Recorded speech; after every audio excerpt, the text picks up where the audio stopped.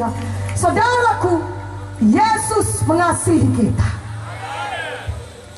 Firman Tuhan berkata dalam Roma 8, kalau anaknya yang tunggal pun diserahkannya kepada kita untuk mati menebus dosa kita, sehingga kita bisa masuk ke sorga. Masakan ada yang ditahankan Tuhan lagi bagi kita? Tuhan mau hidup saudara berkelimpahan. Untuk itulah Yesus datang, saudaraku.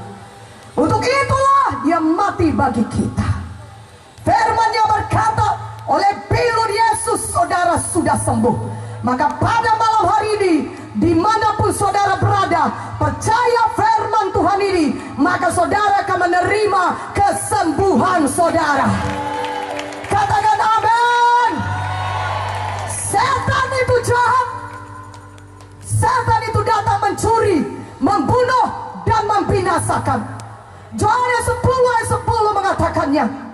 Itulah pekerjaan setan, membuat saudara sakit. Dia curi damai saudara sehingga saudara stres. Dia curi uang saudara sehingga saudara miskin. Dan dia mau membunuh saudara, mau membinasakan saudara. Tapi puji Tuhan, malam ini saudara sudah mengaku Yesus sebagai juru selamat saudara. Maka setan tidak punya hak lagi bagi saudara dalam hidup saudara. Katakan amin. Dan Tuhan sudah memberikan kuasa kepada kita menjadi anak-anaknya, menjadi anak Bapa di sorga. Wah, luar biasa. Kita sudah menjadi anak Bapa di sorga. Tentulah kita sangat diberkati. Katakan amin. Haleluya. Dan kita memiliki kuasa di dalam nama Yesus. Karena kita sudah menjadi anak Bapa di sorga. Karena itu mulai hari ini, pakai kuasa dalam nama Yesus. Usir setan dalam nama Yesus.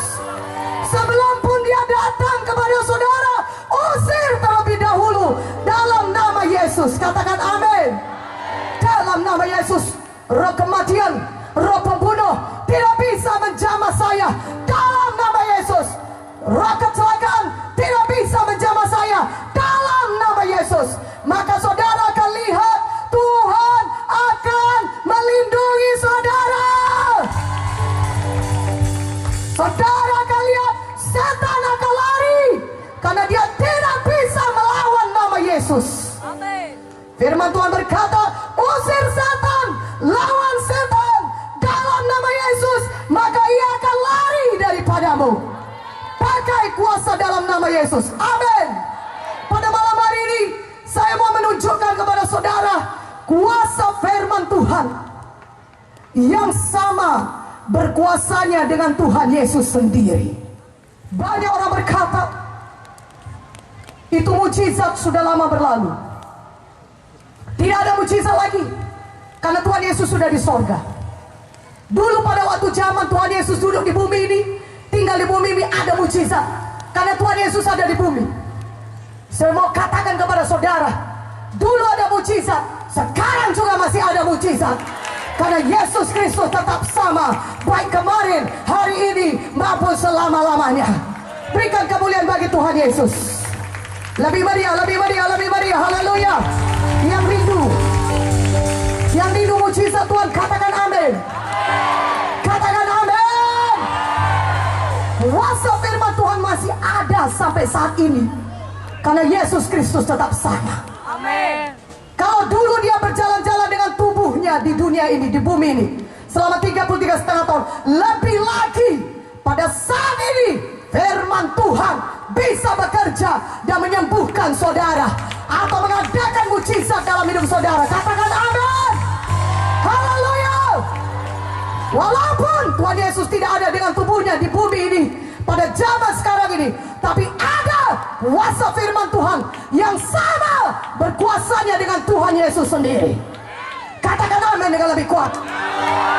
Buka Alkitab kita dari Yohanes 4. Mari buka Alkitab saudara dari Yohanes 4. Saya bacakan kepada saudara mengenai kuasa firman Tuhan. Yohanes 4 ayat 46. Ayat 46, saudaraku yang kekasih. sampai 54. Maka Yesus kembali lagi ke Kana di Galilea, di mana ia membuat air menjadi anggur. Dan di Kapernaum ada seorang pegawai istana, anaknya sedang sakit. Ketika ia mendengar bahwa Yesus telah datang dari Judea ke Galilea, pergilah ia kepadanya, lalu meminta supaya ia datang dan menyembuhkan anaknya, sebab anaknya itu hampir mati. Maka kata Yesus kepadanya, jika kamu tidak melihat tanda dan mujizat, kamu tidak percaya. Pegawai istana itu berkata kepada Tuhan, datanglah sebelum anakku mati. Kata Yesus kepadanya, pergilah, anakmu hidup. Orang itu percaya akan perkataan yang dikatakan Yesus kepadanya, lalu pergi. Ketika ia masih di tengah jalan, hamba-hambanya telah datang kepadanya dengan kabar bahwa anaknya hidup. Ia bertanya kepada mereka, pukul berapa anak itu mulai sembuh? Jawab mereka, kemarin siang pukul 1, demamnya hilang. Maka teringatlah ayah itu bahwa pada saat itulah Yesus berkata kepadanya, anakmu hidup. Lalu ia pun percaya, ia dan seluruh keluarganya.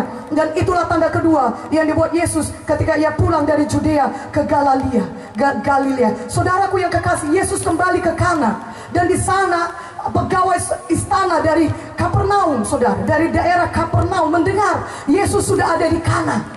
Dan pegawai istana ini anaknya sakit, anaknya hampir mati. Ketika dia tahu Yesus ada di Kana, dia jalan dari Kapernaum.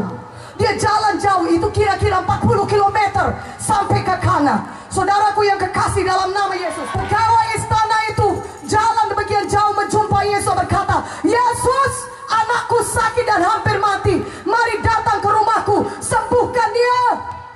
Tetapi Tuhan Yesus berkata kepadanya, engkau mau aku datang kepadanya? Engkau mau datang aku jalan ke Kana sampai ke Kapernaum? Kalau kau tidak melihat tanda demikian, engkau tidak percaya. Tapi sekarang aku berkata kepadamu, kata Tuhan Yesus, aku berfirman kepadamu, pulanglah, pergilah, anakmu hidup. Katakan amin. Dan pegawai istana ini percaya. Dia harus pulang kembali ke rumahnya di Kapernaum. Tapi dia percaya, walaupun Yesus tidak datang ke rumahnya, tapi ada firman Tuhan. Tuhan mengucapkan firman-Nya, pulanglah, anakmu hidup. Dia percaya. Mana amennya lebih kuat, amennya? Dia percaya. Mana apa yang terjadi ketika dia berjalan pulang kembali ke Kapernaum? Itu agak jauh. Ya pasti mungkin jalan kaki. Zaman dulu tidak ada mobil yang cepat, 40 km.